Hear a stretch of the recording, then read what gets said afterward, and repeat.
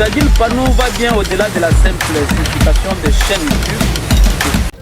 Mesdames et messieurs, bonjour et bienvenue à ce nouveau numéro de Shadil Panou Télévision dans son journal. Voici les sommaires. Il s'est ouvert samedi dernier un colloque sur l'accès à la justice des victimes de violences sexuelles liées aux conflits et crimes contre la paix et la sécurité de l'humanité. C'est Fonarev qui organise ces assises. Une année d'existence de votre média Shadil Panou Télévision, une occasion pour les patrons de ces médias de remercier tous les abonnés pour la marque de confiance. Vous suivrez Soleil Ntumba Moufika dans ce journal. Voilà tout pour les titres. Les détails, c'est dans un instant. Une fois de plus, bonjour.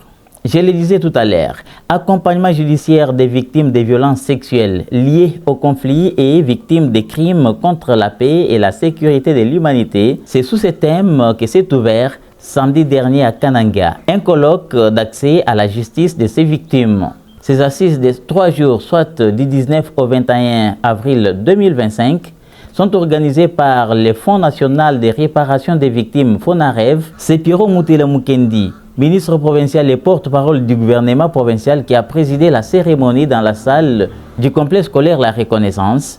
Suivez ce reportage de Soleil Ntumba Moufika. Je déclare ouvert le colloque sur l'accès à la justice. Je vous remercie.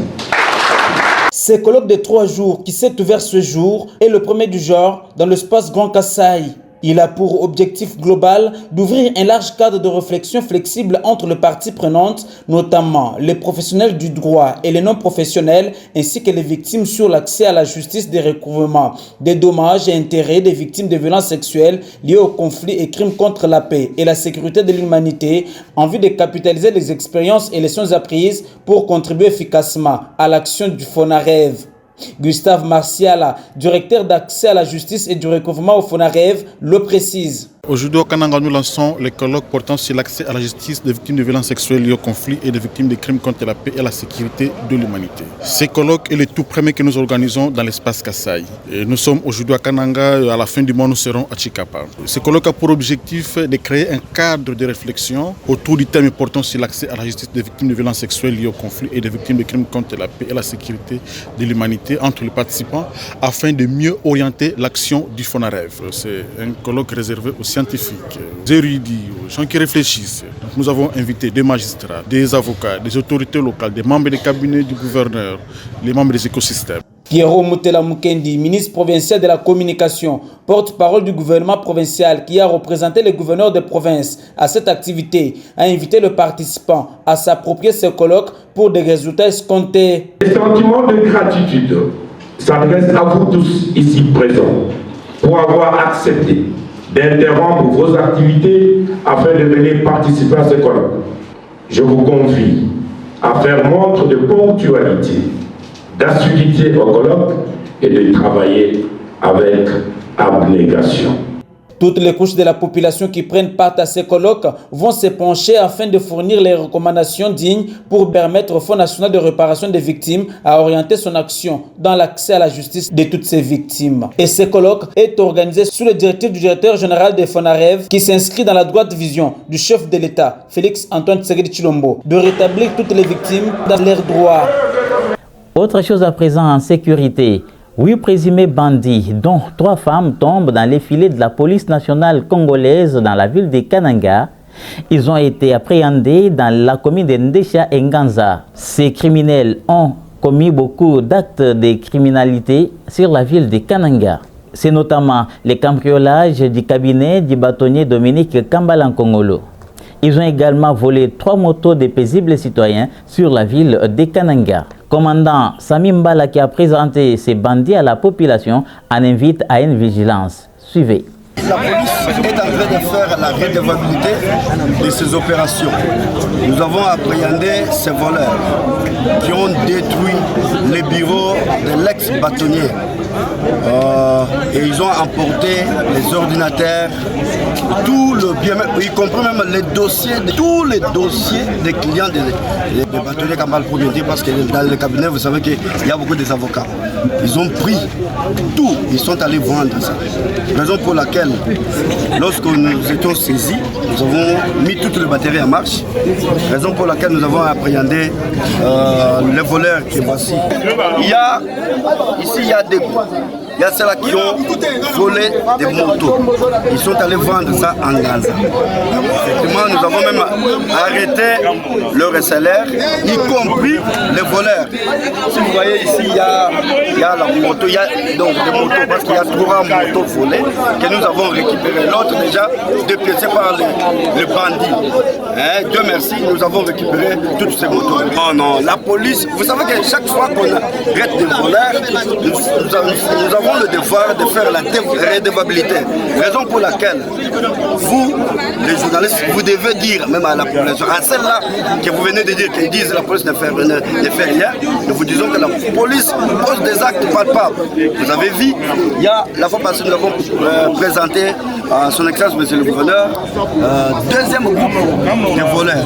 Et aujourd'hui, nous vous représentons encore troisième groupe. Nous continuons toujours. Ils sont nombreux. Nous allons les poursuivre jusqu'à leur retranchement. Bureau bâtonnier, cabinet bâtonnier, basu ordinateur moko, basu 14 chaises, basu rideau. Oui, le texte c'est la XX, montango toebi boebi bien. Asa reconnu la ville à Kananga. Tant que vous soyez, vous voyez Sabino. Le texte ordinateur à 80 000 francs. Basu dossier, il y a un client, un bâtonnier, à Kenam. Ils se sont fait la guerre pendant plusieurs décennies et maintenant ils peuvent faire la paix. Les 3 groupements en conflit au territoire des Katanda se sont engagés à cohabiter pacifiquement. Les Benanchimba, Benamwembia et Benakapuya viennent de conclure un pacte de paix. Acte au cours duquel ces 3 peuples se sont convenus de ne plus s'attaquer mutuellement pour le développement de leur territoire. Notons que Katanda est un territoire aux grandes potentialités. Quelques jours seulement après la conclusion de ces pactes, certains des chefs traditionnels de ces territoires se disent satisfaits des retombées. On écoute tour à tour les grands chefs Ntumba, Wabakwaboa et Babi Nichala de Bakwanseka dans ces propos choisis pour vous par Franck Bambi, notre permanent en Mbujimaï.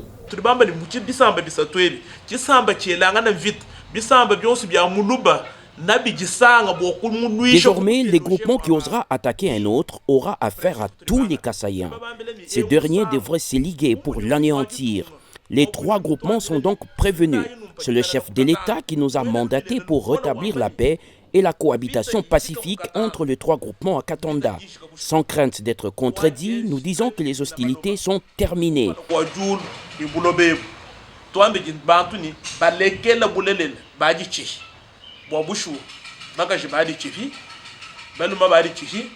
Devant Dieu et les ancêtres, toutes les populations, enfants, jeunes et vieux, ont juré de ne plus se faire la guerre.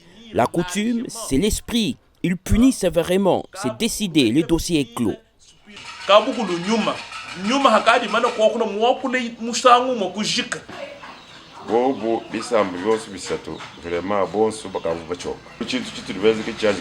C'est une première, ce qui vient de se passer entre les 3 groupements. Ce pacte de paix a réjoui aussi bien les Benakapuya, Benamwembia que les Benanchimba.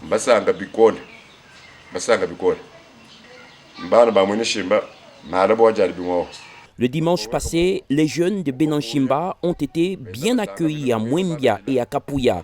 On nous apprend également que le marché central de Katanda a été inondé de divers produits vivriers au point que le prix d'une mesurette de farine de manioc est passé de 1500 francs à 800 francs congolais.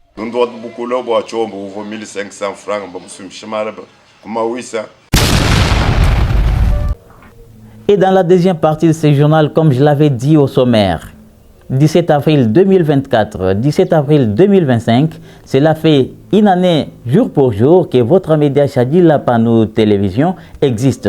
Cet organe de presse qui flotte dans l'espace médiatique du Grand Kasaï a tenu à remercier ses abonnés au cours d'une conférence de presse organisée à Kananga. Suivons à ce sujet Soleil Ntumba qui parle de ces médias et ce que celui-ci fait sur terrain.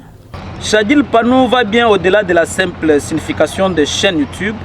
Nous sommes une référence incontournable en matière d'information pure et authentique pour la région du Grand Kasaï. Notre engagement est sans faille, offrir à notre audience, bien sûr, des reportages, des analyses, des interviews qui reflètent véritablement l'âme de notre communauté, tout en mettant en lumière les événements locaux et mondiaux qui la façonnent. La transparence, l'intégrité et la vérité sont les piliers de chacun de nos contenus. Sur Chadil Panou Télévision, vous allez découvrir une diversité de sujets couvrant des actualités politiques, économiques, culturelles et sociales. Nous nous efforçons également de donner une voix à ceux qui sont souvent marginalisés ou négligés, offrant ainsi une plateforme pour partager les histoires uniques et leurs perspectives précieuses. Sur place, les confrères journalistes présents à l'activité ont émis le vœu de voir Chadil Panou Télévision aller encore très loin. C'est le cas d'Adélie Kabasubabo, président de l'Union nationale de la presse du Congo, qui en a appelé à la conscience de tous les membres de ces médias afin de pouvoir se serrer main dans la main pour booster celui-ci vers l'avant. Suivez ici le propos d'Adélie Kabasubabo Sombamania ainsi que d'autres confrères qui se sont exprimés à propos. Aux amis journalistes qui sont avec nous ici, c'est une fierté pour nous. Une fierté parce que quand il a commencé, il pensait qu'il blaguait. Maintenant, là, il est responsable. Vous, là, demain, après-demain, les flèches, c'est vous qui allez lancer des flèches vers nous. Aidez-le. Parce que c'est l'émanation de la presse locale. Il faut que vous l'aidiez, que le nom de Chadil Panou soit porté plus haut. Et vous avez noté quelque part, moi, je ne pensais pas que dans votre carnet, vous aviez noté quelque part que Chadil Panou a commencé avec une équipe restreinte et qu'il y a eu une aventure avec certains confrères. Et aujourd'hui, Chadil Panou est en train de faire un nom. Si j'ai sollicité la parole, c'est pour vous dire d'abord merci de cette reconnaissance et aussi vous encourager. Une année depuis que Chadil Panou est opérationnel. En tout cas, bravo. Pourquoi? Parce que Chadil Panou est en train de faire un travail de tout temps. Très bon travail. Pourquoi? Parce que de temps en temps, nous qui relayons le journal Chadil Panou, nous recevons ce journal régulièrement. Chaque semaine, nous avons 3-4 fois le journal. Ce n'est pas donné à n'importe quelle rédaction. Et en termes de suggestions, je souhaitais que Chadil Panou puisse vraiment fidéliser ses abonnés. Moi, je voulais que le promoteur ou le directeur de Chadil Panou puisse voir sur certaines remarques, mais aussi améliorer pour nous mettre un peu à l'aise, bien qu'on ne peut pas être meilleur dans tout. Parlons économie à présent. La province du Kasaï central fait face à une crise financière qui ne dit pas son nom. Les agents et cadres des cabinets ministériels ne sont pas payés voici plus de 5 mois. Cette situation inquiète la société civile au Kasaï central. C'est le cas de la société civile du peuple qui a adressé une lettre ouverte à l'Assemblée provinciale du Kasaï central afin de pouvoir obtenir la réduction de certains avantages, notamment du gouverneur de province ainsi que de son vice. Non seulement ce dernier, mais aussi l'enveloppe envoyée à l'Assemblée provinciale pour les invisibles des députés. Emmanuel Isaka Boukapwa Kassende, président de la société civile du peuple, parle ici de cette lettre ouverte adressée à l'organe délibérant du Kasaï central. Contrairement aux attentes des uns et des autres, étant donné que nul n'a le monopole des événements à venir, l'actuelle équipe gouvernementale fait face à plusieurs défis qui, visiblement, sans le concours de sacrifice, de dévouement et surtout du sens de patriotisme de votre autorité et de tous les élus provinciaux, elle ne saurait guère relever. En un mot comme 000. L'absence de la rétrocession de la part du gouvernement central sur les recettes en caractère national rend la tâche difficile au gouvernement provincial de jouer son rôle dans l'implémentation des projets d'investissement sur l'initiative locale, dans la consolidation de la paix et de la sécurité, surtout à cette période où le banditisme urbain bat son plein sur la ville de Kananga, sans oublier les conflits coutumiers dans la quasi-totalité des territoires de notre province. À cela s'ajoute l'opiniâse question de la prise en charge des membres du gouvernement provincial et du cabinet ministériel qui vivent le pire galère. Eu égard à ce qui précède, à votre qualité de l'autorité budgétaire, la Société du peuple suggère à votre autorité la réduction de l'enveloppe mensuelle des 63 millions d'appui du gouvernement provincial à l'Assemblée provinciale à 33 millions en raison de 1 million par député en lieu et place de 2 millions par député étant donné que les émoluments des députés provinciaux proviennent de Kinshasa. En outre, la Société du peuple demande également à l'autorité provinciale qui nous lie en copie de réduire sensiblement l'enveloppe destinée au fonctionnement ainsi qu'à d'autres avantages sociaux du gouverneur et du vice-gouverneur. La différence de toutes ces recettes permettra au gouverneur des provinces de relever le moyen de sa politique pour décliner son plan d'action en fin concret et ainsi juguler tant soit peu les non-paiements de ses collaborateurs, d'investir dans les projets de développement sur les financements propres de la province. On poursuit avec ce journal. 5 ans après, la Direction générale des recettes du Kasaï central DGCAC sera sur terrain pour procéder au recouvrement forcé de tout détenteur des engins motorisés. C'est après la campagne de sensibilisation de 2 semaines qui a été lancée sur terrain par le directeur général adjoint de cette régie financière au Kasaï central. Selon John Kabeya, ceci va permettre au gouverneur de province ainsi qu'à son gouvernement de pouvoir réaliser certaines actions prévues dans leur plan d'action. On l'écoute dans ses propos choisis par votre rédaction. Le master du CNUCIE nous a envoyé procéder au lancement de la sensibilisation pour la campagne de recouvrement des impôts, taxes liées aux engins automoteurs. Pour les utilisateurs des engins automoteurs, nous avons la vignette pour le moto et pour le véhicule. Nous avons la taxe spéciale de circulation routière. Nous avons le contrôle technique moto et contrôle technique véhicule. Nous avons l'autorisation de transport de personnes pour le véhicule, l'autorisation de transport des biens pour le véhicule. Nous avons l'autorisation de transport interurbain pour les engins qui font le transport d'une ville à une autre. Vous nous avez vu, à côté de moi, il y a les directeurs techniques. Nous sommes avec le responsable de corporation de motards qui nous accompagne dans le lancement de cette campagne. L'exercice fiscal coïncide à l'année civile, qui a 12 mois, subdivisé en 2 semestres. Nous nous sommes dit, ça fait près de 5 ans que la province n'a pas eu le moyen, ou soit les recettes qui ont été prévues dans les édits budgétaires des autres années. Nous n'avons pas eu ces recettes. C'est que la province a du mal à mieux décoller ou à fonctionner par manque de ces recettes. Il était question pour nous de venir au niveau du premier semestre, comme vous l'avez évoqué, pour lancer cette campagne. Parce que nous avons les impôts qui sont annuels, nous avons aussi des taxes annuelles, nous n'avons qu'une seule taxe qui est semestrielle, c'est les contrôles techniques. Alors, c'est mieux que nous puissions lancer cette opération au niveau du premier semestre pour que nous puissions capter ces recettes pour pouvoir atteindre les assignations budgétaires, voire les dépasser. Les agents de la DGCAC ne perçoivent pas leurs recettes en mai. C'est ce que nous devons rectifier à ce niveau. Le système est bancarisé. Au jour d'aujourd'hui, si vous voulez payer votre taxe, votre impôt, il suffit d'arriver à la DGCAC, souscrire votre déclaration, on vous remet la note de perception qui est le titre de paiement. Vous allez vous-même vous rendre à la banque, vous effectuez votre paiement, la banque vous remet ce qu'on appelle le bordereau de versement, qui est la preuve de paiement par excellence.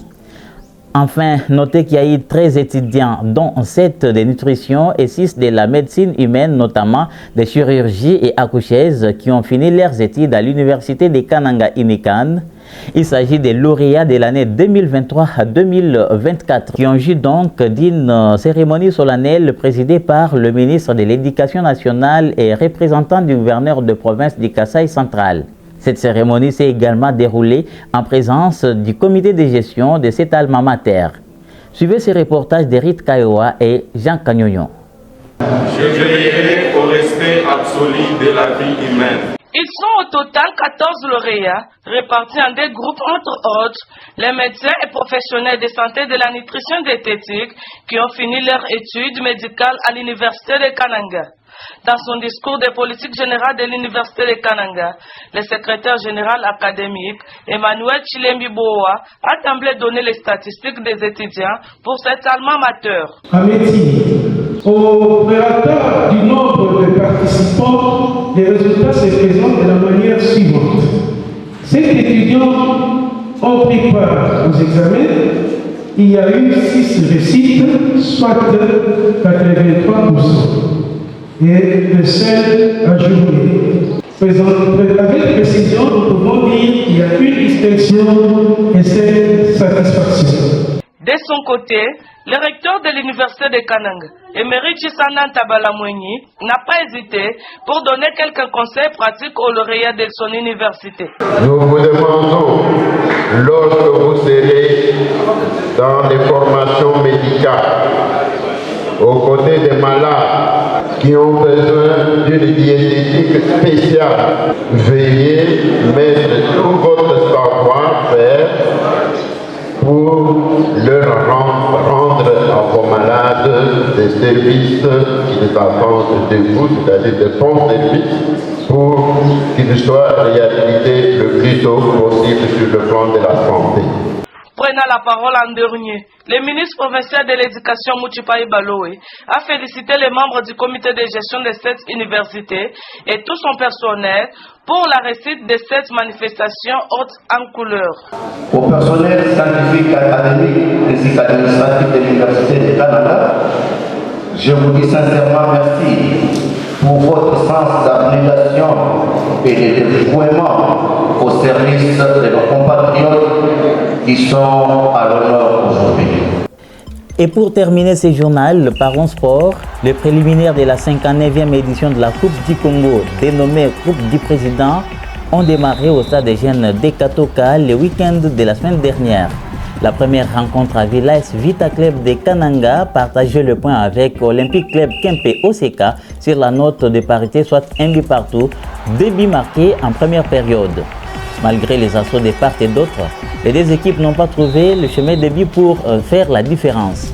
La deuxième rencontre de cette même journée à Vie, Interforce de Louabourg partageait également le point contre Athletic Club Efokan sur la note toujours d'un but partout.